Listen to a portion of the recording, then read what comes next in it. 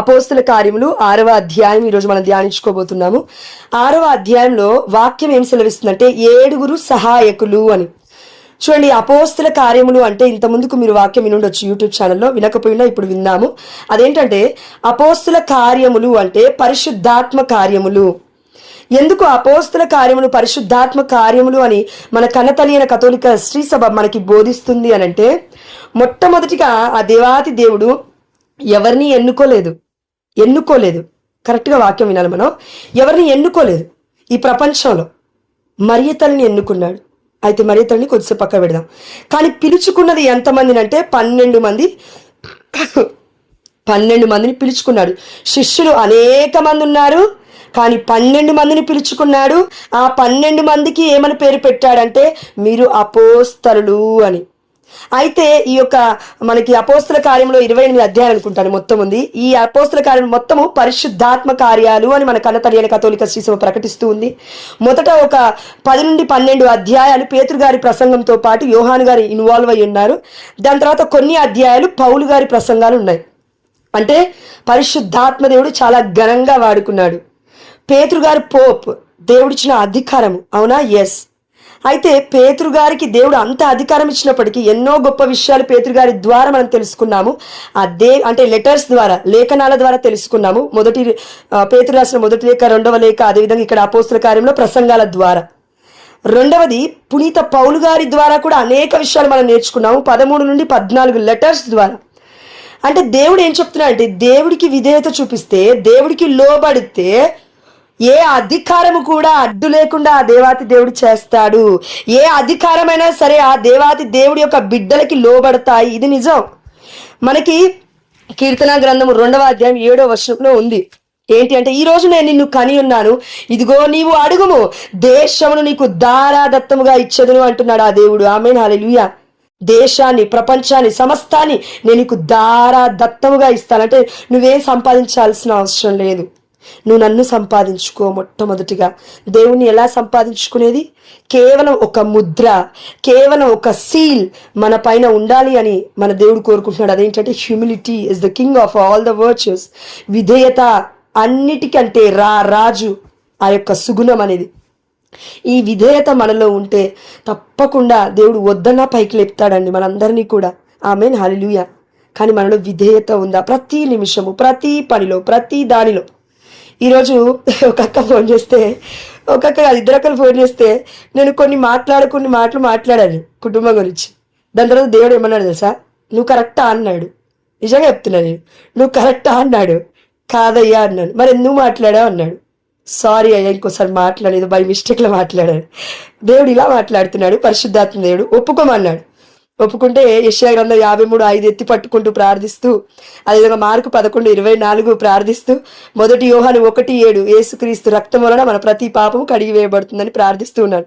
అయినప్పటికీ దేవుడు అన్నాడు, ఈసారి ఒప్పుకున్నప్పుడు కన్ఫెషన్కి, పాప సంకీర్తనకి వెళ్ళినప్పుడు నువ్వు ఇది ఒప్పుకో అని మళ్ళీ గుర్తు చేశాడు. మొన్ననే తీశాడు పాప సంకీర్తన, అయినా కూడా మళ్ళీ చెప్తున్నాడు దేవుడు. అంటే నేను ఏం చెప్తున్నా అంటే, మనం విధేయతలో వంగేంత వరకు దేవుడు వంగదీస్తాడండి. ఇది నిజం.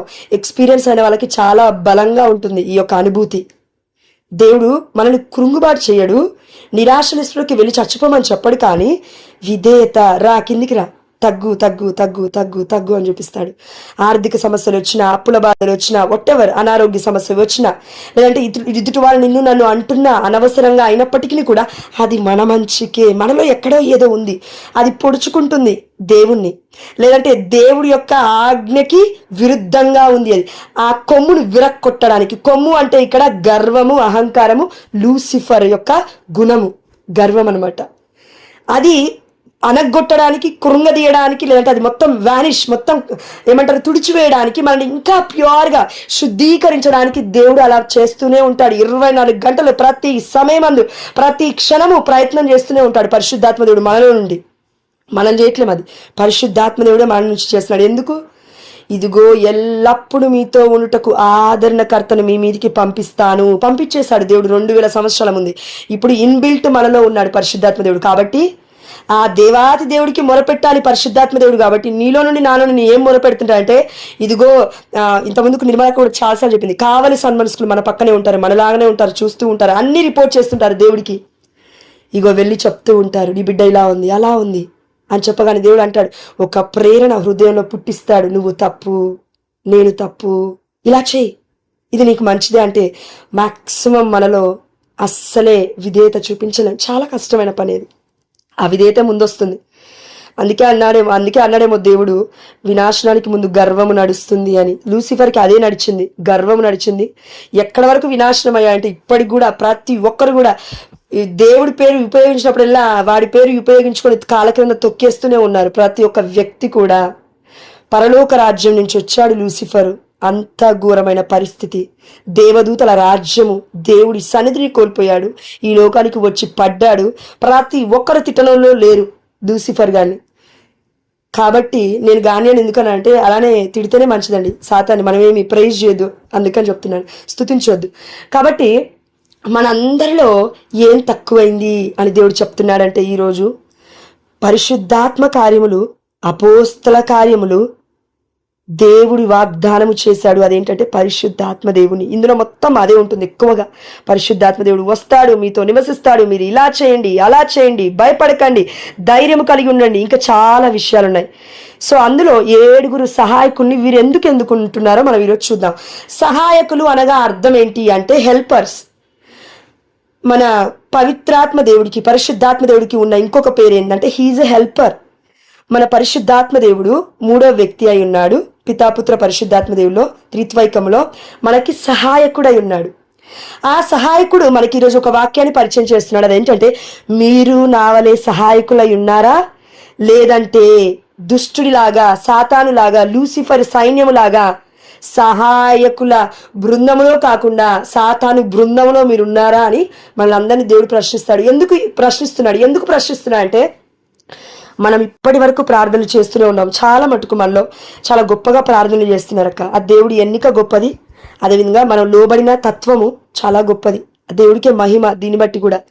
కానీ మనలో తక్కువైందంట దేవుడికి ఏంటంటే సహాయము చేసే స్వభావము, గుణము, సుగుణం మనలో లేదని బాధపడుతున్నాడు దేవుడు. అయితే మరి ఇక్కడ 7 సహాయకుని ఎందుకు ఎన్నుకున్నారో ఒకసారి చూద్దాం. మొదటగా మొదటి అపోస్తుల కార్యం 1వ అధ్యాయం నుంచి 5వ అధ్యాయం మనం చదివితే, దాని తర్వాత 6వ అధ్యాయంకి వచ్చిన తర్వాత పరిశుద్ధాత్మ దేవుడు చెప్తాడనమాట ఈ విషయం మనకి. అది డైరెక్ట్గా రివీల్ చేయబడింది, అది ఎక్కడ లేదు డైరెక్ట్గా. అదేంటంటే చూడండి, అపోస్తుల కార్యంలో 6వ అధ్యాయం. కొంతకాలము గడిచిన పిదప శిష్యుల సంఖ్య పెరిగెను. ఈ వాక్యంలో చాలా మర్మాలు ఉన్నాయి. కొంతకాలము గడిచిన పిదప అంటే పరిశుద్ధాత్మ దేవుడు పెంతెకోస్తు రాకడ రోజున వచ్చినప్పుడు మొదలుకొని దాని తర్వాత ఇదిగో పేతురు యొక్క ప్రసంగాన్ని, పరిశుద్ధాత్మ కృప వల్ల పేతురు యొక్క ప్రసంగాన్ని విన్న బిడ్డలు 3,000 మంది యేసుప్రభువు వారి వైపు వస్తున్నారు. దాని తర్వాత 5,000 మందికి ఎంతో మందికి ప్రసంగిస్తే మళ్ళీ 5,000 మంది వచ్చి చేరుతున్నారు. మళ్ళీ ఇంకొంతమంది, అంటే మొట్టమొదటిగా ఎంతమంది ఉన్నారు? పేతురుతో పాటు 120 మంది శిష్యులు మాత్రమే ఉన్నారు పైన మేడ గదిలో. ఆ రోజు మరియ తల్లితో పాటు 120 మంది కాదు, దాని తర్వాత 3,000 మంది, దాని తర్వాత 5,000 మంది, దాని తర్వాత ఇన్ని వేల మంది, దాని తర్వాత 10,000 మంది, ఇలా లిస్ట్ అనేది ఆ యొక్క పరిశుద్ధాత్మ ప్రేరణ చొప్పున, సత్యమైన వాక్యము చొప్పున జాయిన్ అవుతూనే ఉన్నారు ఒక్కొక్కరు. అందుకే ఇక్కడ ఒకటి వాక్యం చదువుతాను, మీరు చూడండి. అపోస్తుల కార్యంలో 5వ అధ్యాయము 39వ వచనము. అది దైవ ప్రయత్నం అయినచో వారిని ఎదిరింప మీకు సఖ్యము కాదు, అంతేకాక అది దేవునికి వ్యతిరేకమైన పోరాటము కలదు. అపోస్తులకి వెనుదిరిగి మాట్లాడుతున్నవారు, వీరు మాట్లాడింది దేవుడి మాటలు కాదు, తప్పుడు మాటలు మాట్లాడుతున్నారని ఎవరైతే వెనుగు తిరుగుతున్నారో వారికి ఆ యొక్క సభాధ్యక్షుడైన, ధర్మశాస్త్ర బోధకుడైన, ప్రజలందరిచే మిక్కిలిగా గౌరవించబడిన ఒక వ్యక్తి గమాలియేలు లేచి ఆ సభలో అందరి సమక్షంలో అంటూ ఉన్నాడు, ఇదిగో ఎంతో మంది బిడ్డలు ముందుకొచ్చారు, అయితే వాళ్ళకి దైవ సహాయము లేదు కాబట్టి వారి వెనక్కి వెళ్ళిపోయారు, అవిశ్వాసంలో పడిపోయారు. దైవ ప్రయత్నం వారికి తోడుగా లేదు కాబట్టి ఆ బిడ్డలు ఎదగలేదు ఆధ్యాత్మికంగా. కానీ ఈ శిష్యులు అంటే పేతురు గారు, యోహాను గారు ఎక్కడ వెళ్ళినా వారి ఇళ్లలో ప్రార్థన చేస్తున్నారు, దేవాలయంలోకి వెళ్తున్నారు, ప్రార్థన చేస్తున్నారు. అనేక మంది అట్రాక్ట్ అయి పరిశుద్ధాత్మ వాక్యాన్ని విని వారి వైపుకి వస్తున్నారు. ఇది చూసిన వీళ్ళందరూ అసూయతో నింపబడిపోయారు యూదులు. అప్పుడు గమాలియేలు లేచి అంటూ ఉన్నాడు, మీరు వారిని ఎదిరించడం ఒకవేళ దేవుడి చిత్తం కాకపోతే, ఒకవేళ వారిలో దేవుడే ఉండి ఈ పని చేస్తున్నాడేమో. అయితే మీరు చేస్తున్న ఈ పోరాటము పేతురుకి యోహానికి కాదు విరుద్ధం, దైవ ప్రయత్నానికి అది విరుద్ధం. అంటే పరిశుద్ధాత్మ దేవుణ్ణి మీరు ఎదిరిస్తున్నారు బిడ్డలారా, అయితే జాగ్రత్త అని గమాలియేలు లేసి మరీ చెప్తూ ఉన్నాడు. ప్రజలందరిచే మిక్కిలి గౌరవింపబడిన ఒక వ్యక్తి అని ఇక్కడ ఉంది వాక్యంలో. దీని తర్వాత మనం చూస్తే 7 సహాయకుల్ని వాళ్ళు ఎన్నుకుంటున్నారు. ఎందుకు ఎన్నుకుంటున్నారంటే కొంతకాలము గడిచిన పిదప శిష్యుల సంఖ్య పెరిగింది, చాలా గొప్పగా పెరిగింది. ఎక్కడ పెరిగిందో కూడా చూద్దాము. కథోలిక శ్రీ సభ గురించి దేవుడు మాట్లాడుతున్నాడా, ఇక్కడ ఏ సంఘం గురించి ఏ వర్గం గురించి దేవుడు మాట్లాడుతున్నాడో కూడా ఇక్కడ వాక్యాలు ఉన్నాయి, అది చూద్దాం. కాబట్టి కేర్ఫుల్గా ఉండండి వాక్యం వినేటప్పుడు. Lord thank you Jesus. అనుదిన పరిచర్యలో తమలోని వితంతువులు నిర్లక్ష్యము చేయబడుచున్నారని గ్రీకు మాట్లాడేది యూదులు హెబ్రీల మీద సనుగు కొనసాగిరి. ఇక్కడ వాక్యం ఏం చెప్తుందంటే, ఇప్పుడు శిష్యులు ఉన్నారు, అపోస్తులు ఉన్నారు, వారందరూ కూడా దేవుడి పరిచర్య కొంతమంది చేస్తున్నారు, అందరూ చేయట్లేదండి. ఇప్పుడు 10,000 మంది ఉన్నారనుకున్నా, అప్పటికి లిస్ట్ ఒకవేళ చిన్న ఎగ్జాంపుల్ అక్క అంతే. 10,000 మంది అక్కడ ఉంటే శిష్యులందరూ, ఆ 10,000 మందిలో 12 మంది అపోస్తుల కిందనే నడుస్తుంది 10,000 మంది సైన్యం కూడా, బయటికి ఎక్కడికి వెళ్ళట్లేరు వాళ్ళందరూ. అయితే ఈ సమయంలో ఏం జరుగుతుందంటే వారు ఏం చేస్తున్నారంటే వీరు చేస్తున్న అనుదిన పరిచర్య చూడండి. ఇక్కడ పరిచర్య అంటే పలు విధాలుగా ఉంది. అన్నదానం చేస్తున్నారు, పరిచర్య వాక్య ధ్యానం చేస్తున్నారు, డబ్బుల కోసం ఆశపడట్లేదు, బిడ్డలు బ్రతకాలని ప్రయాసపడుతున్నారు. ఆ సమయంలో కొంతమంది వితంతులకి ఆహారం దొరకట్లేదు. అయితే ఎవరైతే వితంతులు ఉన్నారో వారు ఎక్కడున్నారంటే గ్రీకు మాట్లాడే యూదుల సంఘంలో వాళ్ళు ఉన్నారు, ఆ యొక్క వర్గంలో వారు ఉన్నారు, అంటే ఆ యొక్క ప్లేస్లో వాళ్ళు ఉన్నారండి. అంటే ఏమంటారు కరెక్ట్గా చెప్పాలంటే గ్రూప్ ఆఫ్ పీపుల్. మనం ఇప్పుడు ఒక గ్రూప్ కదా, అయినా మనం కన్నతలైన కథోలిక శ్రీ సభలో ఒక సంఘంలో సభ్యులం మనం అందరం. కానీ ఇప్పుడు మనం దీన్ని ఏమంటున్నాం, ఒక గ్రూప్ అంటున్నాం. అలా ఒక గ్రూప్ ఆఫ్ పీపుల్ ఉన్నారు. వాళ్ళు ఎవరు అంటే యూదులు, గ్రీకు మాట్లాడేది యూదులు. ఇంకో సైడ్కి చూస్తే హెబ్రీలు అనే ఇంకొక గ్రూప్ ఉంది. అయితే ఈ 2 గ్రూపులకి ఒక గొడవ. అదేంటంటే వితంతువులకి అన్నము దొరకట్లేదు. అయితే మీరు ఏం చేస్తున్నారు, ఎందుకంటే హెబ్రీలకి వాళ్ళు మేబీ పైన స్థానాన్ని ఇచ్చి మీరు ఇవంతా పరిచయం చూసుకోండి అని చెప్పారేమో అపోస్తులు. చూసుకుంటే అటు ఇటుగా వచ్చింది. అంటే ఏమంటారు, కరెక్ట్గా చూసుకోలేకపోతున్నారు వారు. అంటే ఈ యొక్క అన్నదానం అనే పరిచయం కూడా కరెక్ట్ చేయలేకపోతున్నారు. ఈ అన్నదానం ఎక్కడి నుంచి వస్తుంది? ఎంతో మంది బిడ్డలు వారి ఆస్తి పాస్తులని అమ్మి, వీరు నా సంఘము, ఇది నా గ్రూపు, వీరు నా బిడ్డలు, నా ఆధ్యాత్మికమైన బృందము, యేసు ప్రభువారిలో మనం అందరము ఒకే శరీరములో భాగస్తులుగా ఉన్నాం. ఇది మర్చిపోదు చచ్చిపోయేదాకా, నువ్వు ఎక్కడున్నా సరే. అయితే అది మన మైండ్లో పెట్టుకుంటే ఇక్కడ వితంతువుని నిర్లక్ష్యం చేస్తూ వారికి ఆహారం దొరకట్లేదు, బాధపడిపోతున్నారు. అప్పుడు 2వ వర్షంలో చూడండి ఏం జరుగుతుందో. ఇలాంటి కంప్లైంట్స్, ఇలాంటి బాధలని తీసుకొచ్చి మరి శిష్యులకి అపోస్తులకి చెప్తుంటే అపోస్తులు ఏమని అంటున్నారో చూడండి.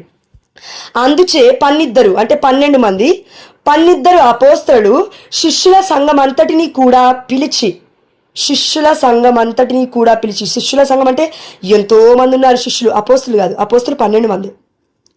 దేవుని వాక్కును నిర్లక్ష్యము చేయుచు ఈ ఆహార పరిచర్యలందు నిమగ్నమై ఉండుట మాకు యుక్తము కాదు. ఈ వాక్యం అనేది శిష్యులు కాదండి, అపోస్తులు ఏమంటున్నారంటే చూడండి, దేవుడు మరి అప్పుడు బప్తిస్మ యోహాను కాలము నుండి జ్ఞానస్నానం ఇస్తున్నప్పటి నుండి, అదేవిధంగా యేసు ప్రభువారు ఈ లోకానికి వచ్చినప్పుడు ఎంతో మంది బప్తిస్మ యోహాను గారిని అనుసరించిన శిష్యులు యేసు ప్రభువారి వైపు వచ్చారు. అప్పుడు బప్తిస్మ యోహాను గారు కూడా చాలా ఆనందపడ్డారు. ఎందుకంటే ఈ పరిచర్య నాది కాదు, ఆ దేవాతి దేవుడిదే. అందుకే యేసు ప్రభువారి యొక్క పాద రక్షణను విప్పుటకు నేను యోగ్యుడిని కాదు అని యేసు ప్రభువారు రాగానే ప్రజలందరూ అట్రాక్ట్ అయ్యి యేసు ప్రభువారి వైపు వెళ్ళిపోయారు మన యోహాను గారిని విడిచిపెట్టి. ఆ సమయం ఎందుకు వచ్చిందంటే పరిశుద్ధాత్మ దేవుడు ఏం చెప్తున్నాడంటే భవిష్యత్తు దేవుడికి తెలుసు కాబట్టి బప్తిస్మ యోహాను గారిని చెరసాలలో వేసి వధించారు, నరికేశారు, చనిపోయాడు. అంటే దేవుడికి తెలుసు, అందుకనే వచ్చి అందరిని అట్రాక్ట్ చేసుకొని వాళ్ళందరూ కూడా పరిశుద్ధాత్మతో నింపబడాలి అని ఒక ఆత్మదాహాన్ని వారందరికీ కూడా జ్ఞానస్నానం ఇస్తున్నారు యేసు ప్రభువారు. అదేవిధంగా యేసు ప్రభువారితో ఉన్న శిష్యులు కూడా ఇస్తున్నారు జ్ఞానస్నానాన్ని. అంటే యేసు ప్రభువారు ఏం చేస్తున్నారు, నేర్పిస్తున్నారు పనిని. జ్ఞానస్నానం ఎలా ఇవ్వాలి, పితా పుత్ర పరిశుద్ధాత్మ నామంలో ఇవ్వాలి, ఇలా అన్నీ కూడా టీచింగ్స్ చేస్తూ ఉన్నారు యేసు ప్రభువారు. అయితే ఈ సందర్భం ఎందుకు వచ్చిందంటే బప్తిస్మ యోహాను గారి నుంచి వస్తున్న వాళ్ళందరూ కూడా శిష్యులే. యేసు ప్రభువారు మాత్రమే వచ్చి 12 మందిని ఎన్నుకొని అందులో నుండి అపోస్తలుడు అని పేరు పెట్టాడు. ఇక్కడ వరకు క్లియర్ మనం. ఎస్. ఇప్పుడు ఇది అయిపోయిన తర్వాత మేము ఆహారానికి టైం ఇవ్వలేము. వితంతువులు తిన్నారా, అనాథలు తిన్నారా, బయట వాళ్ళు తిన్నారా, ఇంటి వాళ్ళు తిన్నారా, ఇదంతా మేము చూసుకున్నాం అనుకోండి. అసలు ఆహార విషయమై మేము ఇంట్రెస్ట్ చూపిస్తే, ప్రాముఖ్యతని చూపిస్తే ఆత్మల విషయం ఏంటి అని బిడ్డలు మాట్లాడుతున్నారు. అపోస్తులు 12 మంది శిష్యులు అనేక మంది ఉన్నారు అప్పటికి. అయితే వాళ్ళు ఏం చేస్తున్నారంటే, ఇదిగో శిష్యుల సంఘం అంతటిని కూడా చేరబిలిచిరి, దేవుని వాక్యమును నిర్లక్ష్యము చేయుచు ఈ ఆహార పరిచర్యల యందు నిమగ్నమై ఉండుట మాకు యుక్తము కాదు. చూడండి పరిశుద్ధాత్మ దేవుడు ఎంత గొప్పగా చెప్తున్నాడో. ఆహారము తక్కువైందా, నీరు తక్కువైందా, లేదంటే మాట్లాడడం తక్కువైందా, లేకపోతే అప్పుల బాధలు ఉన్నాయా, ఇంకా వాట్ ఎవర్ ఇట్ ఈజ్ అండి, అన్ని కలుపుకుందాం మనం. ఈ అన్ని దాహాల కంటే ఎక్కువగా ఆత్మ దాహానికే అపోస్తులు ఒక వాల్యూని, ప్రాముఖ్యతని ఇస్తూ ఉన్నారు.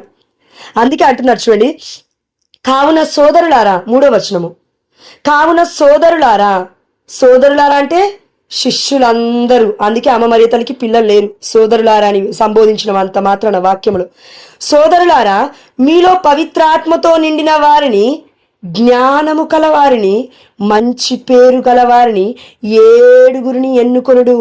మేము వారికి ఈ పరిచర్యను అప్పజెపదము. ఈ పరిచర్య అంటే మీరు కరెక్ట్గా ఆలోచించండి, వాక్యం మిస్ అవ్వద్దు, మిస్లీడ్ అవుతుంది. ఈ పరిచర్యను అంటే ఆహార పరిచర్యని, సంఘాన్ని అంతటిని కూడా కరెక్ట్ వేలో నడిపిస్తూ ఇప్పటివరకు 12 మంది అపోస్తులు ఏం చేశారో ఆ యొక్క పనులు మీకు ఇస్తున్నాము. మేము ఒక మెట్టు పైకెక్కుతున్నాము ఇప్పుడు. అంటే కేవలం ఆత్మదాహమే ఇంకా మాలో. అదేంటో చూడండి 4వ వచనం. అప్పుడు మేము మా సమయమును అంతయు చూడండి, అంతయు ప్రార్థించుటకు సువార్త వ్యాప్తికి ఉపయోగించడము. 2 కార్యాలు. మేము ప్రార్థించాలి, అదేవిధంగా సువార్తను వ్యాపింప చేయాలి. మాలో పరిశుద్ధాత్మ దేవుడు ఉన్నాడు కాబట్టి, ఆ దేవాతి దేవుడు మాకు ఈ పరిచర్యను ఇచ్చాడు కాబట్టి ఇది మా పరిచర్య. అందుకే మీరు చూడండి అక్క, చాలా మందికి ప్రపంచంలో అందరూ ఒకే పరిచర్య చేయరు. కొంతమంది అన్నదానాలు చేస్తుంటారు, కొంతమంది వ్యాధిగ్రస్తులకి సేవలు చేస్తుంటారు, కొంతమంది అనాథ పిల్లలకి, ఇప్పుడు మదర్ తెరీసమ్మ గారు లేరా, మన వృద్ధులకి, అనాథలకి, అదేవిధంగా మొత్తం గాయములతో నిండిపోయిన వాళ్ళకి, మొత్తం కృంగి కృషించిపోతున్న వారికి కూడా ఊరటనిచ్చింది ఆ తల్లి మదర్ తెరీసమ్మ గారు. ఇలా ఒక్కొక్కరికి ఒక్కొక్క కేటగిరీ దేవుడు ఇచ్చాడు. ఎందుకంటే ఇప్పుడు నేను ఒక్కదాని ఉన్నాను అనుకోండి, ఇప్పుడు ఒక ఎగ్జాంపుల్ చెప్తాను అక్క, మీరు తప్పుగా తీసుకోవద్దు, ఇది మన మంచికే. ఫర్ ఎగ్జాంపుల్ ఇప్పుడు ఓకే సుందరక్క తీసుకుందాం. సుందరక్క ఏం చేస్తుందంటే ప్రేయర్ చేస్తూ ఉంది. ప్రేయర్ చేస్తున్నప్పుడు ఆల్రెడీ మన ప్రేయర్ గ్రూప్లో నిర్మలక్క ఉంది, లేదంటే ఇంకా వేరే వాళ్ళు ప్రేయర్ చేసే వాళ్ళు ఉన్నారు, జ్యోతక్క ఉంది, ఇంతకుముందు ఫాతిమారెడ్డి అన్న ఉండేవాడు, అదేవిధంగా సృజనన్న ఉన్నాడు, లేదంటే అప్పుడప్పుడు మన జాయిన్ అయ్యే థామస్ ఫాదర్ ఉన్నారు, ఇలా నేను కాక. సో అప్పుడు ఏమవుతుందంటే వాళ్ళకి ప్రేరణ వస్తే వాళ్ళని అడుగుతారు ప్రార్థన విన్నపం. ఇప్పుడు నేను ఉన్నాను జోషన్, నన్నే ఎందుకు అడగలేదు, గర్వము అహంకారం కూలబడిపోతావు, మంచిది కాదని చెప్తాడు దేవుడు. ఎందుకు అడగలేదంటే నాకు ఫర్ ఎగ్జాంపుల్ అనుకుందాం, నీకు గిఫ్ట్ ఆఫ్ హీలింగ్ లేదు, నువ్వు ప్రార్థిస్తే స్వస్థతలు జరగట్లేవు, కాబట్టి స్వస్థత వరాన్ని వేరే బిడ్డకి దేవుడిచ్చాడు. ఇప్పుడు ఆ బిడ్డ ప్రార్థిస్తే ఆ బిడ్డ కోసం స్వస్థత అవుతుంది. ఇప్పుడు వర్షం కోసం ప్రార్థించాం అనుకోండి, కొంతమందికి ఆ దేవుడు గ్రేస్ ఇస్తాడు, కృప ఇస్తాడు, అంతే. అదేం మనం సంపాదించుకోలేము, అదే మనం ఏమి అప్లికేషన్ ఫామ్ పెట్టుకోవాల్సిన అవసరం లేదు పరలోక రాజ్యం నుంచి దిగి రావడానికి. అది పరిశుద్ధాత్మ వరం, అలా వచ్చేస్తుంది మనకు, అంతే. అది దేవుడి ఇష్టం అండి. పొద్దున 9 గంటలకు వచ్చావా, 10 గంటలకు వచ్చావా, సాయంత్రం 4-5 గంటలకు వచ్చావా, నీకు ఇచ్చే రూపాయి నువ్వు తీసుకొని పో అన్నాడా దేవుడు, అన్నాడా లేదా యేసు వారు? నీకు ఇచ్చింది తీసుకొని పో, నోరు మూసుకొని. ఇంకెందుకు మాట్లాడుతున్నావు అంటే మన వర్డ్స్లో చెప్తున్నాను నేను. అయ్యో అదేంది ప్రార్థనలో ఈమె ఇప్పుడే జాయిన్ అయింది కదా, మొన్ననే జాయిన్ అయింది కదా, 6 నెలల ముందే జాయిన్ అయింది కదా, వాక్యం బోధిస్తుంది, నీకెందుకమ్మా, దేవుడు వరం ఇచ్చాడు అలా. కాబట్టి మన ఆలోచనలు ఎలా ఉన్నాయంటే, తనకి ప్రార్థన విన్నపం చెప్పారంటే నన్ను పక్కకు పెట్టి దేవుడు వారికి ఏదో స్పెషల్ గ్రేస్ ఇచ్చాడు, వరం ఇచ్చాడు. ఇప్పుడు జ్యోతక్క పాటలు బాగా పాడుతుంది, పాటలు పాడేటప్పుడు కూడా హీలింగ్ అవుతుంది చాలా మందికి. ఆ అక్కకి స్వస్థత వరం పాటల ద్వారా, తన నోటి ద్వారా పాడుతూ ఉంటే అవుతూ ఉంటుంది. అలా కొన్ని వరాలు దేవుడు బిడ్డలకి ఇస్తాడు. ఇప్పుడు జోషాని నేను నా దగ్గరికే రావాలి అందరంటే గర్వం, అది లూసిఫర్కున్న గర్వం అది. కాబట్టి అలా ఉండొద్దు. అందుకే నేను ఎప్పుడు చెప్పినా కూడా ప్రతి ఒక్కరు కూడా మీరు ఇన్వాల్వ్ అయ్యి చూడండి. నిజం చెప్పాలంటే ఒకటి చెప్తాను, మీరు ఒప్పుకున్నా ఒప్పుకోపోయినా, విజయమేరి ఆంటీ అన్నిట్లో ఉన్నారు, వేరే వాళ్ళతో కాల్ మాట్లాడుతున్నారు. ఓకే చెప్తాను ఇప్పుడు, అయినా కూడా పర్లేదు. అదేంటంటే పొద్దున విజయమేరి ఆంటీ ప్రేయర్ చేసింది వర్షం కోసం రాణి అక్క చెప్పినప్పుడు. నిన్న ఈవినింగ్ కూడా కొంతమందిని చేసాము, పర్లేదు. కానీ 3 గంటల ప్రార్థనలో విజయమేరి ఆంటీ చేసింది. దాని తర్వాత రాణి అక్క వర్షం పడడం స్టార్ట్ అయింది అని చెప్పింది. ఇప్పుడు విజయమేరి ఆంటీకి ఎవరు కూడా ప్రార్థన విన్నపాలు ఎక్కువేం చెప్పరు, కానీ ఆ ఆంటీకి వాళ్ళ యొక్క చర్చ్లో చెప్తారు. చూడండి, ఆ బిడ్డను దేవుడు అక్కడ ఎన్నుకున్నాడు. ప్రతి ఒక్కరికి మనలో ఇప్పుడు జాయిన్ అయిన 29 మాత్రమే కాదు, గ్రూప్ 1 హోల్ ఫ్యామిలీలో ఉన్న ప్రతి ఒక్కరికి ఏదో ఒక గ్రేస్ ఉంటుంది, కానీ విధేయత లేదు. ఆ పిలుపుకి విధేయత చూపించట్లేము. అందుకే ఇక్కడ ఉన్న అపోస్తులు దేవుడికి కంప్లీట్గా సరెండర్ చేస్తున్నారు. కాబట్టి మేమేమి చేయాలంటే అన్నదానాలు, స్వస్థత, ఇవన్నీ స్వస్థత కాదు, తర్వాత ఉంటుంది కదా స్వస్థత కూడా, అన్నదానాలు అక్కడ వరకే తీసుకోండి. ఇప్పుడు అన్నం పెట్టడాలు, లేదంటే ఏ బిడ్డ ఏం చేస్తుంది, ఏ బిడ్డ ఎప్పుడు పడుకుంది, ఏ బిడ్డ ఎలా ఉంది అని ఇవన్నీ మేము పట్టించుకోము, మీరు పట్టించుకోవాలి. మేమేం చేస్తామంటే మీరు ప్రార్థనా విన్నపాలు మాకు చెప్పినప్పుడు మేము ప్రార్థించుటకు, సువార్తను వ్యాప్తి చెందుటకు మమ్మల్ని దేవుడు ఉపయోగించుకుంటాడు. కాబట్టి మేము మా సమయాన్ని మొత్తము కూడా దీని కొరకే మేము ఉపయోగిస్తామని చెప్తున్నారు క్లియర్గా. ప్రార్థన, సువార్త, ఈ రెండే. ఎందుకంటే ప్రార్థన అంటే చాలా విధానాలు ఉన్నాయి. ప్రార్థనలో ఉపవాస ప్రార్థన ఉంది, చాలా చాలా విధానాలు ఉన్నాయి, అవన్నీ ఇప్పుడు మనం చెప్పుకోలేము. కాబట్టి ప్రార్థన, సువార్త, ఈ రెండే అపోస్తులకి. అందుకే 7 సహాయకులు ఎందుకు కావాలో ఇప్పుడు చూడండి, కింద వచనాలు చూడండి, వండర్ఫుల్గా ఉంటాయి. 5వ వచనము, ఆ ప్రతిపాదన ఏంటి?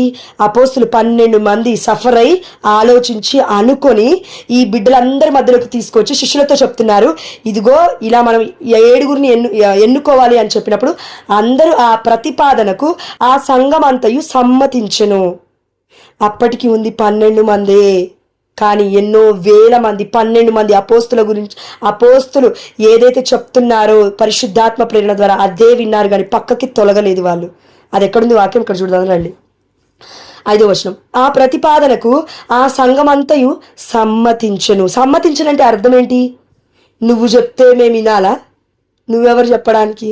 ఈ యాటిట్యూడ్ లేదు, ఈ ఆలోచన లేదు. ఆలోచించారు, పరిశుద్ధాత్మ సహాయాన్ని అడుగుతున్నారు.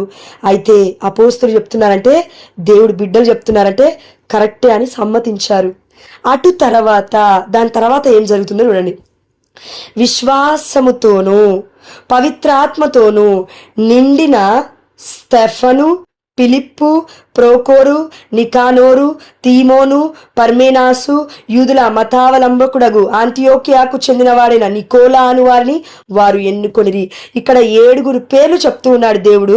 అంతకంటే ముందే వారిలో ఉన్న సుగుణాలను హైలైట్ చేస్తున్నాడు. సుగుణాలంటే క్యారెక్టరిస్టిక్స్. చూడండి ఎంత గొప్ప వాక్యమో. పవిత్రాత్మతోనూ విశ్వాసముతోనూ వారు నిండిన వారై ఉండాలి, వారే ఈ 7 అని. కాబట్టి చూడండక, మనం అందరం కూడా పవిత్రాత్మతోనే నింపబడాలి. ధన వ్యామోహముతో, అధికార వ్యామోహముతో ఉంటాయి అందరికీ బాధలు ఉంటాయి, ఉండవని కాదు. తెలుసు కదా దేవుడికి, మన దేవుడికి అన్నీ తెలుసు, సర్వాంతర్యామి చూస్తున్నాడు కదా. మరి ఎందుకు ఇంకా మనకి భయము? మన ఫోకస్ మొత్తం పరిశుద్ధాత్మ మీద ఉండాలి, అపోస్తుల్లాగా. దాని తర్వాత అపోస్తుల వారసత్వం నుండి మనమందరం వచ్చాం కదా. ఇప్పుడు మరి శిష్యులు ఎన్నుకున్నారు, ఇక్కడ మనమందరం కూడా శిష్యులమే కదా యేసుప్రభుల వారికి. మరి దేవుడు మనకెందుకు ఇవ్వడు? పవిత్రాత్మను, విశ్వాసాన్ని ఇస్తాడు. కానీ లోబడుతున్నావా? ఏ విశ్వాసానికి లోబడుతున్నావు? విశ్వాసం అంటే ఏంటి? విశ్వాస ప్రమాణము. విశ్వాస ప్రమాణంలో అసలు ఏముంది? మామూలుగా ఇంగ్లీష్లో విశ్వాస సంగ్రహాన్ని, విశ్వాస ప్రమాణాన్ని ఏమంటారంటే అపోస్టల్స్ క్రీడ్ అని అంటాము ఇంగ్లీష్లో. తెలుగులో విశ్వాస సంగ్రహం అని ఉంటుంది. ఏముంది విశ్వాస సంగ్రహంలో? మధ్యలో వచనాలు నేను చదువుతాను చూడండి. అదే పరలోకమును భూలోకమును సృష్టించిన సర్వశక్తి గల పితైన సర్వేశ్వరుడు, అదనమాట ప్రార్థన. అందులో పవిత్రాత్మను విశ్వసించుచున్నాను, పరిశుద్ధ కథోలిక సభను, పునీతుల సంబంధ ప్రయోజనమును విశ్వసించుచున్నాను, పాపముల మన్నింపును విశ్వసించుచున్నాను. ఈ 3 అతి ముఖ్యమైనవి. చూడండి, పరిశుద్ధ కథోలిక శ్రీ సభను విశ్వసిస్తున్నాను అంటున్నా. ఇక్కడ వీరందరూ కూడా అపోస్తలత్వములోనే ఉన్నారు. మాటలు వినాలంటే పక్కకి తొలగలేదు, ఇంకొక విశ్వాసాన్ని పట్టుకోలేదు, ఇంకొకరిని పట్టుకోలేదు, ఇంకొక వర్గంలోకి వెళ్ళట్లేరు. నువ్వు చెప్తే మాకెంత, నువ్వు తుఫుటని అదని ఇదని ఏం మాట్లాడట్లేదు. అపోస్తల కిందనే ఉన్నారు. చచ్చినా బ్రతికినా ఆ దేవాది దేవుడు ఇచ్చిన అధికారమే నాకు కావాలి అని.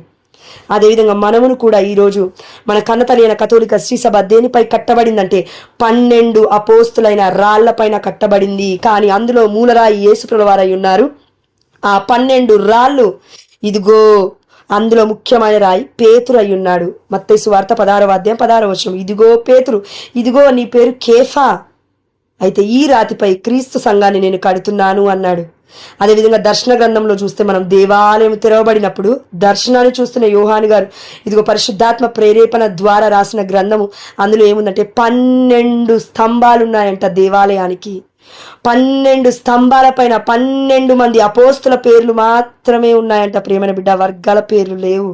అయితే పరలోక రాజ్యము కూడా ఆల్రెడీ అపోస్తలత్వంలోనే ఉంది, ఈ భూలోకంలో కూడా అపోస్తలత్వంలోనే ఉంది. మరి అదేంటి, మరి మనం ఎందుకు అపోస్తలత్వంలో ఉండలేకపోతున్నాం? అపోస్తలత్వం అంటే ఇప్పుడు పుట్టుకొచ్చింది కాదది. యేసుప్రభుల వారి పక్కనే ఉండి సమస్తాన్ని త్యజించి సమస్తము ఆ దేవాది దేవుడు చెప్పిన టీచింగ్స్ పక్కనే ఉండి విన్నారు. అందుకే అంత బలంగా బోధించారు, అంత బలంగా సాక్షులు నిలబడ్డారు. దాని తర్వాత వాళ్ళు బోధిస్తే ఒక్కొక్కరి హృదయాలు కరిగిపోతున్నాయంట. అంటే చూడండి పరిశుద్ధాత్మదేవుడి యొక్క ప్రభావం ఎంత గొప్పగా ఉందో. సత్యం వైపు నడిపించాలని ఇదంతా ప్రయాస. అందుకే వీరు 7గురిని ఎన్నుకున్న తర్వాత వాళ్ళలో ఉన్న సుగుణాలు కేవలం అంతస్తుందా నీకు, లేకపోతే అందముందా నీకు, లేదంటే 10 ఇండ్లు కట్టావా, 10 కార్లు కొన్నావా, లేకపోతే ఇంకా సో అండ్ సో, లేదంటే పాలిటిక్స్లో ఉన్నావా, రాజకీయ వెత్తవా, లేదంటే టాక్టిక్స్ టక్కరి జుత్తుల ఆలోచనలా, ఇవన్నీ లేదు అక్కడ. పవిత్రాత్మతో నింపబడి ఉన్నావా, విశ్వాసముతోనూ నువ్వు ఉన్నావా? ఏ విశ్వాసం? ఇదిగో అపోస్తలత్వంలో మనం ఉండాలి. కాబట్టి ఈ విశ్వాసంలో మనం ఉండాలి. ఇందులో ఏమున్నాయి ఈ విశ్వాసంలో? చూడండి, పరిశుద్ధ కథోలిక శ్రీ సభను మనం విశ్వసించాలి. రెండవది పునీతుల సంబంధ ప్రయోజనం. పునీతుల సంబంధ ప్రయోజనం ఏ వేరే వర్గం వాళ్ళు విశ్వసించరు. దూతల్ని నమ్మరు, పునీతుల్ని నమ్మరు. మరి నువ్వు వాళ్ళని ఇలా నమ్ముతున్నావు? పరలోక రాజ్యంలో ఉన్న దివ్య జీవుల గురించే వాళ్ళకి ఐడియా లేకపోతే ఈ లోకంలో ఈ యొక్క ఆత్మను రక్షించాలని వారికి అంత ప్రయాసం ఉందని అని చెప్పగానే నువ్వు ఎలా నమ్ముతున్నావు? వారు ధన వ్యామోహంతో నింపబడలేదని నువ్వు ఎలా నమ్ముతున్నావు? వారికి అధికార పిచ్చి లేదని నువ్వు ఎలా నమ్ముతున్నావు? ఏం ప్రూఫ్స్ ఉన్నాయి నీ దగ్గర? పరిశుద్ధాత్మదేవుడే సాక్షి, ప్రియమైన బిడ్డ. కాబట్టి పరిశుద్ధాత్మతో మనం నింపబడాలి. అదేవిధంగా పాపముల మన్నింపును విశ్వసించుచున్నాను. పాపముల మన్నింపు అనేది రోజు జరిగే ప్రక్రియ. ఇది కన్నతల్లి అయిన కథోలిక శ్రీ సభలో ఒక గొప్ప హోలీ సాక్రమెంట్, దివ్య సంస్కరణ, 7 సంస్కరణలు. కాబట్టి ఈ కన్ఫెషన్ మనం అందరము కూడా తీస్తున్నాము, కానీ వేరే వర్గాలు తీయవు పాపం. ఎందుకంటే మనం అదృష్టంలో మనం ధన్యులమండి, నిజంగా చెప్తున్నాను. పాపం వాళ్ళ ఫాల్ట్ ఏం లేదు, కానీ నీదుంది ఫాల్ట్. నీకు వాక్యం తెలుసు, వాక్యం వింటున్నావు, వాక్యం ఎలా ఉందో తెలుసు, పరిశుద్ధాత్మదేవుడు నీకేం చెప్తున్నాడో కూడా తెలుసు, ఎన్ని రోజుల నుంచి ఏం మొత్తుకుంటున్నాడో తెలుసు. ఇప్పటికి కూడా ఏమంటావు అంటే ఇదిగో అద్భుతాలే నాకు కావాలి. ఉరుకు, run for Jesus, not for the miracles. ప్రియమైన బిడ్డ, దేవుడి కోసం ప్రయాసపడు, దేవుడి కోసం ప్రయత్నించు, దేవుడి కోసం పరుగులెట్టు, కానీ అద్భుతాల కోసం కాదు, ఆహారం కోసం కాదు. ఇక్కడ వాక్యం కూడా అదే సెలవిస్తుంది. ఇదిగో అపోస్తులు ప్రార్థించుటయందు సువార్త వ్యాప్తి కొరకే వారు పనిచేశారు. దేవుడు ఇచ్చిన పరిచర్య అది, మనుషులు ఇవ్వలేదు ఇది. కాబట్టి 7గురిని సహాయకుల్ని ఎన్నుకొని వారి శిష్యుల్ని వారి మీద ఏం చేస్తున్నారో చూడండి. దాని తర్వాత 6వ వచనము, 6వ అధ్యాయం 6వ వచనం, సంఘస్థులు అంటే ఎవరు? ఒకే విశ్వాసములో, ఒకే పవిత్రాత్మతో, ఈ ఆత్మతో నింపబడిన వారందరూ కూడా సంఘస్థులే. ఒకే సంఘములో, క్రీస్తు సంఘంలో వాళ్ళు ఉన్నారు. ఈ సంఘస్థులు వారిని అపోస్తుల ఎదుట నిలవబెట్టగా అద్భుతాలు జరుగుతున్నాయని పాశ్రమ దగ్గర తీసుకెళ్లి నిలబెట్టలేదు వాళ్ళు. ఈ అపోస్తుల ఎదుట వారిని నిలబెట్టగా అపోస్తులను ప్రార్థన చేసి వారిపై చేతులుంచిరి. దేవుని వాక్కు వ్యాపించను. దీనికి అర్థం ఏంటంటే చేతులు ఉంచిన తర్వాత కట్ అయింది వాక్యము, దాని తర్వాత దేవుని వాక్కు వ్యాపించను. అంటే వారందరూ కూడా పవిత్రాత్మతో ఇంకా బలంగా నింపబడ్డారు. పవిత్రాత్మ ఉంది ఆల్రెడీ పెంతెకోస్తు పండుగ అయిపోయింది కదా. మళ్ళీ నింపబడ్డారు, రోజు నింపబడాలి. అందుకే మనం కన్నతల్లి అయిన కథోలిక శ్రీ సభలో అభిషక్తులు అనబడుతున్న, అపోస్తులు అనబడుతున్న యాజకుల దగ్గరికి వెళ్ళి, అంటే మన గురువుల దగ్గరికి వెళ్ళి మనం ఎందుకు ఇక్కడ మనం వెళ్ళగానే ఫాదర్ నన్ను ఆశీర్వదించండి అనగానే పితాపుత్ర అనేసి ఇలా వేస్తూ ఉంటారు క్రాస్ మన యొక్క నుదుటి పైన. ఆయిల్ అనాయింటింగ్ చేస్తూ ఉంటారు, లేదంటే తీర్థాలు చల్లుతుంటారు దివ్యబలి పూజలో. మొట్టమొదటి మనం వెళ్ళిన 2వ సాంగ్ ముందు. ఇవన్నీ ఏంటి? పరిశుద్ధాత్మ మరలా మరలా మరలా మరలా మరలా మరలా నీలో నాలో రేకెత్తించడానికి, మరలా మరలా అగ్ని జ్వాలని ఇవ్వడానికి దేవుడు చేస్తున్న ఎన్నో గొప్ప సాక్రమెంట్స్ ద్వారా, దివ్య సంస్కరణ ద్వారా దేవుడు మనకి గ్రేసెస్ని, కృపా వరాలను ఇస్తూ ఉన్నాడు. దీనిని మనం పొందుకుంటున్నాము కానీ గ్రహించలేకపోతున్నాము, ఉన్నాయి కానీ అనుభవించలేకపోతున్నాము. అందుకే ఈ అస్వస్థత, అందుకే ఈ యొక్క భయము, అందుకే పరిశుద్ధాత్మదేవుడు మనలో పని చేయట్లేడేమో అనే ఒక అనుమానం. ఇవన్నీ కేవలం బయటికే, లోపల కరెక్ట్గా ఉన్నాం మనం, కానీ ఆత్మదేవుని ఇంకా ఇంకా అనుభవించాలి అని ఆ దేవాతి దేవుడు కోరుకుంటున్నాడు. ఎక్కడ ఉండాలి? కరెక్ట్గా ఉండు, ఎక్కడుంటావు అక్కడ కరెక్ట్గా ఉండు.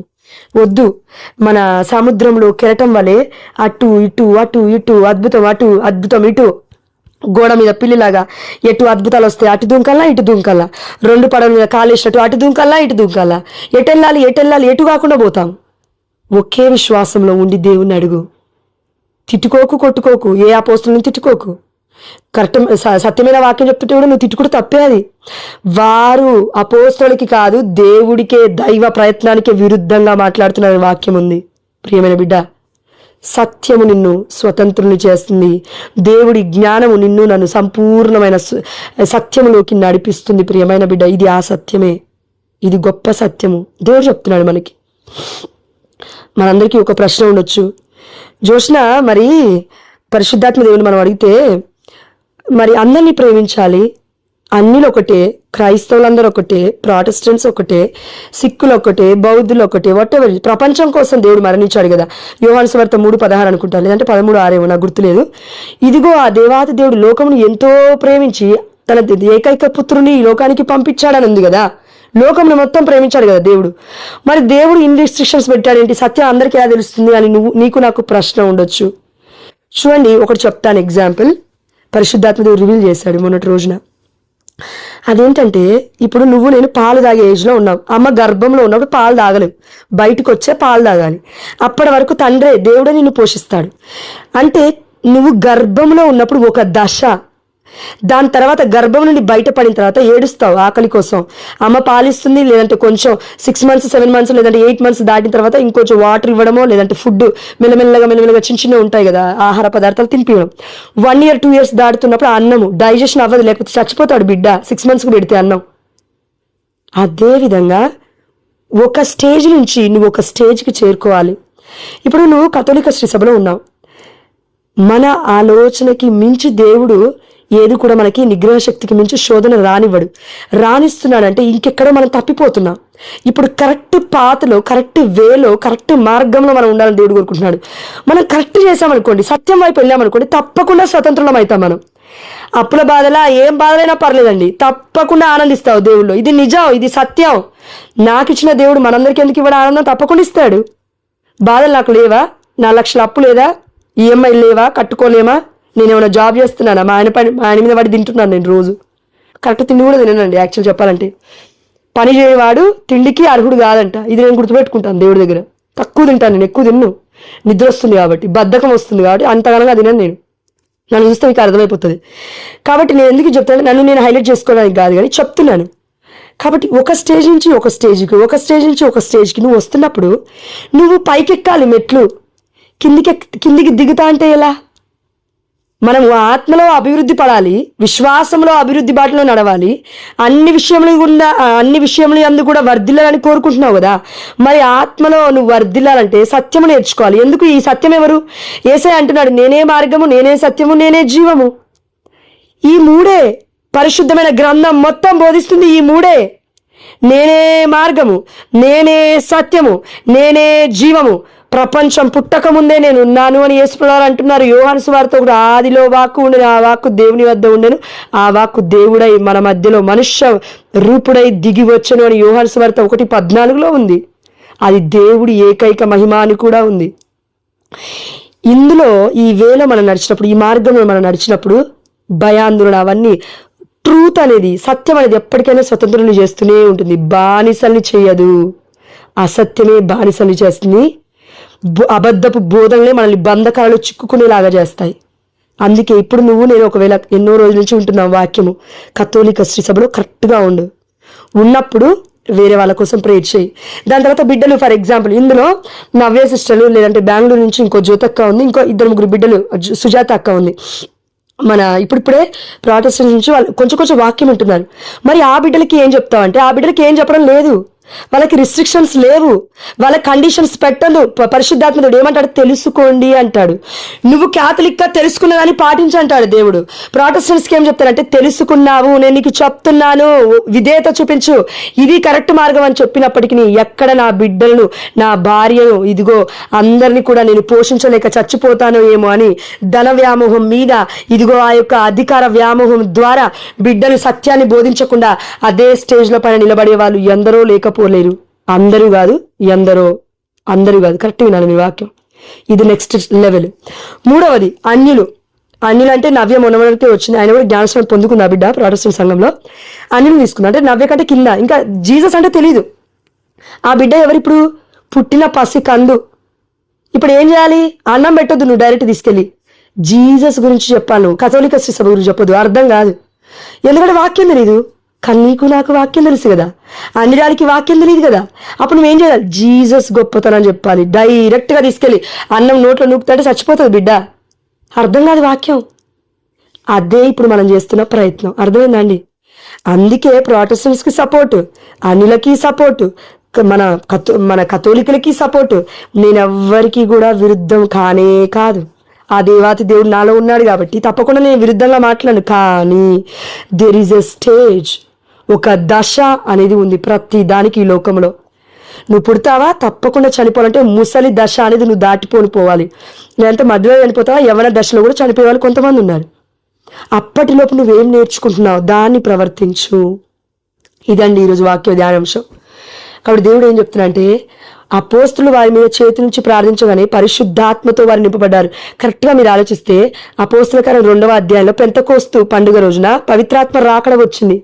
మళ్ళీ 7 శిష్యులను పిలిచి ఎన్నుకొని మళ్ళీ వాళ్ళు పరిశుద్ధాత్మ కోసం చేతులు పెట్టి ప్రార్థన చేయాల్సిన అవసరం ఏముంది?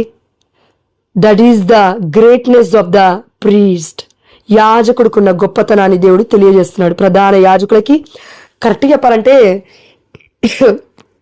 నాకు ప్రేరేపణ వచ్చిందని నేను చెప్తున్నాను. అదేంటంటే, అపోస్తలులు అంటే కరెక్ట్ చెప్పాలంటే పేతురు పోప్ అండి, ఫస్ట్ పోపు, దాని తర్వాత కార్డినల్స్, దాని తర్వాత బిషప్స్, ఆర్చ్ బిషప్స్, దాని తర్వాత ప్రధాన యాజకులు, దాని తర్వాత యాజకులు ఆర్డినరీ, దాని తర్వాత డీకన్ బ్రదర్స్. ఎందుకు డీకన్ బ్రదర్స్ అంటే బ్రదర్స్ ఎవరు వాళ్ళు? 7 సహాయకులు. ఈ 7 సహాయకుల్ని ఈరోజు అపోస్తుల కార్యములు 6వ అధ్యాయంలో మనం ధ్యానించిన వారిని పరిశుద్ధమైన కథోలిక శ్రీసభ డిక్లేర్ చేయలేదండి, నాకు తెలీదు. కానీ నాకు ఆత్మదేవుడు ఏం చెప్తున్నా అంటే, వీరే డీకన్ బ్రదర్స్. ఇప్పుడు చూడండి, మన కన్నతనైన కథోలిక శ్రీసభలో యాజకులు దివ్యబలి పూజ మొత్తం అర్పిస్తారు. కానీ అప్పమిచ్చేటప్పుడు మాత్రం నన్స్ని పిలుస్తారు, అంటే మన మఠకన్యా స్త్రీలను పిలుస్తారు సహాయానికి. అదేవిధంగా అక్కడ కూర్చున్న డీకన్ బ్రదర్ని పిలుస్తారు. వాళ్ళు వెళ్ళి దివ్య సప్రసాదం ఇవ్వచ్చు, కానీ బలి అర్పించలేరు, సాక్రిఫైస్ వాళ్ళు చేయలేరు దివ్య బలిపీఠం దగ్గర. అదే ఇక్కడ జరుగుతుంది. 7 సహాయకులు, 7 అనగా సంపూర్ణమైనది అంటే అనేక మంది సహాయకులు వస్తారు అని దేవుడు చెప్పకనే చెప్తున్నారు ఫ్యూచర్లో. పరిశుద్ధమైన గ్రంథంలో ఇది ఒక్కటి చెప్పి ముగిస్తానక్క. పరిశుద్ధమైన గ్రంథంలో 7 అనే సంఖ్యకి 10 అనే సంఖ్యకి తారతమ్యం, వ్యత్యాసం ఏంటి అని అంటే, బైబిల్లో 7 సంఖ్యను మనం ఎలా పిలుస్తామంటే పరిపూర్ణమైన సంఖ్య, సంపూర్ణమైన సంఖ్యగా పరిగణిస్తాము. ఇది యూదుల ఆచారం ప్రకారం పాత నిబంధన నుండి ఉంది. అందుకే మనం తరచుగా చూస్తూ ఉంటాం వాక్యంలో ఏమంటే, దేవుడు సృష్టిని పూర్తి చేయడం 7 రోజులలో, 7 రోజులు విశ్రాంతి తీసుకున్నాడంట. అవునా? అవును. కానీ 7 రోజుల్లో ముగించాడు, 7 రోజున విశ్రాంతి తీసుకున్నాడు అని సృష్టిని చూపిస్తుంది. అదేవిధంగా యేసుప్రభువు వారు మన తండ్రి దేవుడు చెప్తున్న సబాత్ డే, విశ్రాంతి దినం గురించి ప్రకటిస్తూ ఉంది. ఈ యొక్క పరిపూర్ణమైన సంపూర్ణమైన సంఖ్య ఆధ్యాత్మికంగా మనం ఎదగడానికి.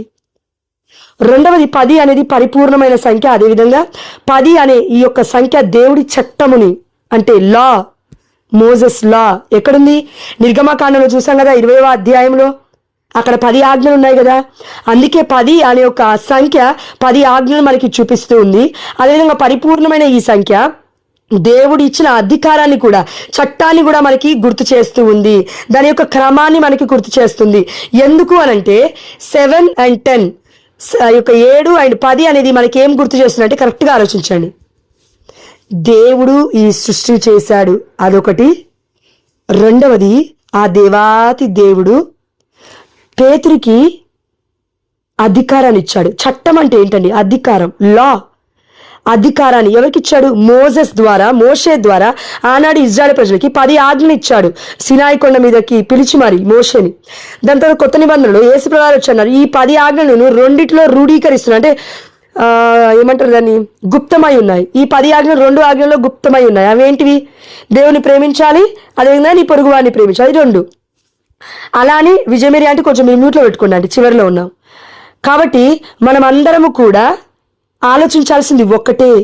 కథోలిక శ్రీ సభ ఏం చెప్తుందంటే, అపోస్తలపై కట్టబడిన సంఘము ఎప్పటికైనా పటిష్టంగా నిలబడుతుంది. వాక్యం ఎక్కడో మిస్ అయిందండి. ఎక్కడుందంటే అది మత్తయి సువార్తలో అనుకుంటాను. ఇదిగో రాతిపై కట్టబడిన పునాది ఉన్న ఇల్లు ఎప్పటికైనా సరే కూలిపోదు, అది విరవదు, జంకదు, ఎలాంటి సముద్రాలకు కూడా భయపడదు, ఎలాంటి ప్రమాదాలకు కూడా అది మొత్తము కూలబడిపోదు. కానీ ఇసుకపై కట్టబడిన సంఘము, ఇసుకపై కట్టబడిన విశ్వాసము, ఇసుకపై కట్టబడిన ప్రజలు కూలిపోతారు మధ్యలో. అందుకే ఇదిగో యోహాను సువార్త 10వ అధ్యాయం 10వ వచనంలో ఉంది, గొర్రెల కాపరి ఎవరో గుర్తుపట్టు, దొంగవాడు ఎవరో గుర్తుపట్టు, గొర్రెలు చెదిరిపోకముందే జాగ్రత్త అంటాడు దేవుడు. ఎందుకు? జీతగాడు తన ప్రాణాన్ని కాపాడుకోవడం చూస్తాడు, కానీ ఓనర్, దాన్ని పోషిస్తున్నవాడు, గొర్రెల కాపరి ఏం చేస్తాడు? నిజంగా తన గొర్రెలు అయితే తన ప్రాణాన్ని పెట్టైనా పనంగా పెట్టైనా కాపాడుకుంటాడు. ఇది కన్నతల్లి కథోలిక శ్రీ సభ చెప్తుంది. ఒక గురువుకి పోస్టింగ్ పడితే 5 సంవత్సరాలు అక్కడే ఉండాలి. నువ్వు సచ్చినా సరే, నువ్వు చంపినా సరే 7 సంవత్సరాలు ఉండాలి. ఒకవేళ అక్కడ ఉన్న ఆ యొక్క రీజియన్ని బట్టి, ఆ యొక్క ప్రాంతాన్ని బట్టి కొంతమంది 5 సంవత్సరాలు, కొంతమంది 7 సంవత్సరాలు, కొన్ని దేశాల్లో కొన్ని సంవత్సరాలకి వాళ్ళు ట్రాన్స్ఫర్ అవుతుంటారు. కానీ దివ్య మందసము ఇచ్చిన తాళము చెవి తప్ప, పేతురుకి దేవుడిచ్చిన అధికారము తప్ప, దివ్య మందసం ఉంటుంది కదా, యేసుప్రభువారి యొక్క శరీర రక్తాలు దాచబడిన ఆ యొక్క దివ్య మందసం, ఆ కీస్ తప్ప, ఆ అధికారం తప్ప వారు ఏమీ మోసుకెళ్లరు. ఇంకొక చర్చ్ నుంచి మనకు కథోలిక శ్రీ సభలో ఉన్న ఇంకొక ప్యారిష్కి వెళ్ళినప్పుడు వాళ్ళు ఏం తీసుకెళ్లరు? గవే బట్టలు, అవే ప్రీస్ట్ బట్టలు, అవే 2 ఉంటాయేమో డ్రెస్సులు, అంతే. ఇంకా మిగతా జీవితం అంతా వాళ్ళు అదే బ్రతుకు. పాపం ఏంటది? డబ్బులుండవు, ఏముండవు. కొంతమంది ఏమో బయట దేశాలని డబ్బులు సంపాదించుకొని వస్తుంటారు, వాళ్ళు కొంతమంది వాళ్ళకి హెల్ప్ చేస్తుంటారు. ఇక వాళ్ళని కూడా ఏమంటారంటే, అమ్మో డబ్బులు సంపాదిస్తున్నారు కదా ప్రీస్ట్, అందుకే వాళ్ళు అట్లా ఎదుగుతున్నారు. నువ్వు చూసినావా వెళ్ళి? ఎందుకు మాట్లాడతావు? అందుకే ఏం మాట్లాడుతున్నావు, ఏం ఆలోచిస్తున్నావు కరెక్ట్గా బుద్ధిపూర్వకంగా అండి, కరెక్ట్గా ఉండాలి మనం. దేవుడు చూసుకుంటాడు. నువ్వెవరు తిరుపరివి? నువ్వెవరమ్మా? నేనెవరమ్మా తిరుపరిని? ప్రొటెస్టెంట్ని క్వశ్చన్ చేయడానికి నేనెవరిని క్వశ్చన్ చేయట్లేను. I'm telling the truth. సత్యం చెప్పమన్నాడు దేవుడు, సత్యం చెప్తాను. మన ముందైనా సరే, అన్యుల ముందైనా సరే, ప్రొటెస్టెంట్స్ ముందైనా సరే. కానీ దేవుడు ఏమంటే, ఎంత అందియాలో అంతే అంది ఆహారం. వాక్యము ఒకేసారి పెట్టామనుకో, బిడ్డలు భరించలేక తట్టుకోలేక చచ్చిపోతారు. కాబట్టి ప్రొటెస్టెంట్స్కి నేను ట్రై చేస్తానేమో కథోలిక శ్రీ సభ వాక్యం చెప్పడానికి, అన్యులకు చెప్పను నేను. ఇప్పుడు చూడండి, నవ్య ఉంది, నవ్యకి సుజాతకి నేను ఎక్కువ చెప్పను, ఒకటే చెప్పాను, అక్క మరియ తల్లి మధ్యస్థ ప్రార్థన అడగండి. మీరు ఒక తల్లే, మీరు ఒక భార్యే, ఒక్కసారి ఆలోచించు తల్లి గొప్పతనం, అంతే, సింపుల్. కథోలిక శ్రీ సభ అమ్మ ఉంది, పునీతులు ఉన్నారు, ఆ దేవాతి దేవుడి యొక్క కృప ఉంది. వీరందరూ కలిస్తేనే సంఘం. కథోలిక శ్రీ సభ ఒంటరిది కాదు. ఒక పాస్టర్ లాగా. ఈ రోజుల్లో బాధ ఏంటంటే, మన ప్రీస్టులను కూడా ఇంగ్లీష్లో పాస్టర్ అని పిలుస్తారంట కదా, నాకు తెలియదు ఆ విషయం, మొన్న తెలిసింది, సారీ. కాబట్టి నేను చెప్పేది కొంచెం అంటే పరిశుద్ధాత్మ దేవుడు చెప్పేది మనం అర్థం చేసుకోవాలి. మనం ట్రూత్లో ఉంటే తప్పకుండా మనం సంపూర్ణమైన సత్యంలోకి మనం నడిచినప్పుడు ఆ దేవాది దేవుడు డెలివరెన్స్ ఇస్తాడు, మనకి స్వస్థత ఇస్తాడు, అన్నిటినీ సమకూరుస్తాడు. కానీ అటు ఇటు కొట్టుమిట్టాడుతున్నావేమో. ఇసుక మీద కట్టబడిన ఇల్లు ఉండదు చాలా రోజులు. అంటే పటిష్టత ఉండదు, విశ్వాసం కరెక్ట్గా ఉండదు. అది రాయి అయి ఉండాలి, ఇసుక అయి ఉండకూడదు. రాయి ఎవరు? కేఫా అనగా పేతురు. ఇంకా చాలా విషయాలు ఉన్నాయక, బట్ టైం సరిపోదు. మేబీ వచ్చే వారము దేవుడి కృప ఉంటే దివ్యవాణి టీవీ ఛానల్లో దీనికి ఎక్స్టెన్షన్ చెప్తాను, అది చూడండి. ఎందుకంటే చాలా వండర్ఫుల్ వాక్యం దేవుడు రివీల్ చేశారు. నిన్నటి రోజున ఫుల్ జ్వరం ఉంది, అయినప్పటికీ దేవా నాకు స్వస్థత అని ప్రార్థిస్తూ వాక్యం చదువుతూ ఉంటే రివీల్ చేశాడు దేవుడు. అది రివీల్ చేసినప్పుడు ఆనందం ఎక్కువగా ఉంది, అనారోగ్యం కంటే ఎక్కువగా.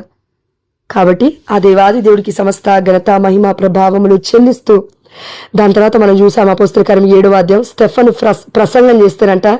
అక్కడ సభలో ఉన్న వాళ్ళందరూ అతని ముఖము దేవదూత వలె మెరవడం చూశారంట. షాక్ అయిపోయారు.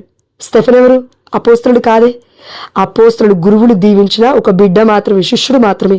ఇంత అభిషేకమా స్టెఫన్కి? మనము కూడా యాజకుల ఆశీర్వాదాలను నమ్మాలి. ఎందుకు? యాజకుల గొప్పతనం అది కాదండి, మనుషుల గొప్పతనం కాదది. యాజకత్వములో, అపోస్తలత్వములో, దేవుడి తత్వములో వారు ఉన్నారు కాబట్టి, అది వాళ్ళు అభిషక్తులు కాబట్టి, వారికి ఉన్న అభిషేకము మన మీదికి రావాలి అంటే మనము బ్లెస్సింగ్ తీసుకోవాలి, ఆశీర్వాదం తీసుకోవాలి. లేనిపోని మాటలు పుట్టించొద్దు, వారి మీద వేయొద్దు. అవి వచ్చి నీ మీద పడతాయి. నువ్వేమి విత్తుతావు అదే వస్తావు. ప్రియమైన బిడ్డ, జాగ్రత్త. గురువుల విషయంలో ఒక్క నోరు కూడా జారద్దు. ఈవెన్ మా అమ్మ అప్పుడప్పుడు ఫోన్ చేసి, మా మామయ్య ఉంటాడు, మా మామయ్య ప్రీస్ట్ గురువు, ఇప్పుడు అమెరికాలో ఉన్నాడు. ఒక అనాథాశ్రమం నుంచి అక్కడికి ట్రాన్స్ఫర్ అయ్యాడు. మొన్నటి రోజున కాల్ చేసి మాట్లాడుతున్నాడు అనమాట. అంతకుముందుకు మా అమ్మ అనింది, అమ్మ ఇట్లా అన్నారమ్మ నన్ను, మా అక్క చెల్లెలు ఇట్లా అన్నారు అంటే నేను అన్నాను, నువ్వు విన్నావా? వినలేదు. ఆయన ఫాదర్ అన్నప్పుడు డైరెక్ట్గా నువ్వు విన్నావా? వినలేదని. వారు చెప్పు మాటలు ఎందుకు వింటావు? ఫాదరు అనడు. ఒకవేళ మీరు అంటారేమో, ఫాదర్ చేయట్లేడు, మాకు పంపించట్లేడు, డబ్బులు వీళ్ళకి పంపిస్తాడు, మీరు అంటారేమో అక్క చెల్లెలు, ఫాదర్ని అట్లా చేయరు, ఎవ్వరు చేయరు. మన ఫాదరే కాదు, ఎవరు చేయరు. నువ్వు మాట్లాడడం బంద్ చేయని చెప్పిన మా అమ్మతో డైరెక్ట్గా చెప్పిన. మా అమ్మకి ఇప్పటికీ 3 సార్లు చెప్పిన నేను, నువ్వు ఇట్లానే మాట్లాడితే నీకు మంచిది కాదు, మాకు కూడా మంచిది కాదని చెప్పాను నేను. ముసలిది అవుతుంది కదండి పాపం, త్యాగస్థం ఎక్కువ అవుతుంటుంది. మన తల్లిదండ్రులు అంతే. కానీ మన దగ్గర నుంచి మార్పు రావాలి కదా, మన దగ్గర నుంచి కదా మార్పు రావాల్సింది. మనం నేర్చుకున్నాం కదా వాక్యము. పాపం నా తల్లి చదవలేదు బైబిల్ ఎక్కువగా, మరి నేను చదువుతున్నాను కదా దేవుడి కృప వల్ల. నువ్వు నేను చదువుతున్నాం కదా, మరి ఏది ఇక్కడ మార్పేది? వాళ్ళ నువ్వు మాట్లాడితే దుష్టుల కార్యాలలో నువ్వు కూడా సందు దొరుకుని ఆడికెళ్ళి కూర్చుంటే ఏమంటున్నాడు దేవుడు? దుష్టులు బాగుపడు. దేవుడి యొక్క వాక్యాన్ని దీవారాత్రములు ఆనందంతో పఠించుచు ధ్యానించువాడు ధన్యుడు అని వాక్యం సెలవిస్తుంది మొదటి కీర్తనలో. ఇది మనం నేర్చుకోవాల్సింది పరిశుద్ధమైన గ్రంథం నుండి. అయా నీకు వేలాది వందనాలు చెల్లిస్తూ, ఈ అపోస్తలత్వములో తండ్రి మేమందరం ఉండే కృపను, ధన్యత్వాన్ని మాకు దయచేసినావు. యేసయ్యా నా గొంతుని తండ్రి బిడ్డలందరూ ప్రార్థించగా నాయన నాకు వాక్యం చెప్పే యోగ్యతను దయచేసినందుకు నీకు నీ వేలాది వందనాలు చెల్లిస్తూ, అయా నాలాగా ఎంతమంది బిడ్డలు బాధపడుతున్నారు వారందరికీ స్వస్థతనివ్వమని యేసు నామములో మేము అడిగినవన్నీ పొందుకున్నామని విశ్వసిస్తున్నాము మా ప్రియ పరలోకపు తండ్రి. ఆమేన్. Amen. Amen. Amen. Amen.